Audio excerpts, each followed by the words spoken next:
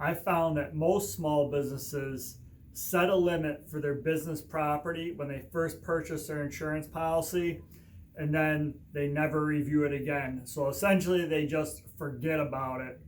Now, that's probably not the best idea. Reviewing your business property coverage on your insurance policy is something you really want to do on a regular basis. Now, if you're a service business like I am, I'm an insurance agent. My business property limit is really kind of staying the same. So the only thing that we really have coverage for are our desks and our computers and our office supplies. We're not making big equipment purchases or carrying inventory like a contractor or a retail store might do. So the only time that I would really consider probably reviewing my insurance limit for my business property coverage is if I hired more employees, which would require me to purchase additional desks and computers, which would make me want to increase my business property limit.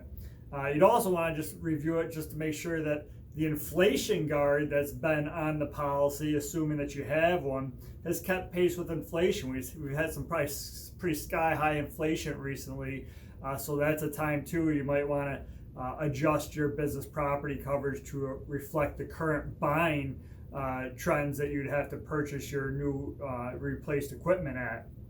So now, for example, contractors, retail stores, manufacturers, medical offices, they're going to want to review their business property limit a lot more often than a service business like I would. So anytime they purchase have a major equipment purchase, you would want to call your insurance agent and review it with them to make sure that you have the proper coverage for it. For example, dentist office, they have a lot of highly specialized, expensive equipment that is used to do their job, and it needs to be upgraded on a regular basis to keep pace with the current technology to provide the best service for their patients. Now, and I can guarantee you that the cost of the new equipment is more than the equipment was prior. So whenever you make a major equipment upgrade, you're going to want to review that with your insurance agent to make sure you have the proper coverage, because they're not going to just be replacing one workstation at the dental office either. Usually you have to upgrade everybody in the office so everyone's working with the same equipment and you have the same procedures. So you definitely do not want to find at the worst possible time, like after having a fire, that you do not have enough coverage to replace your business property. That would mean that you'd have to come out of pocket or take a loan to repurchase all the equipment that you had for your office.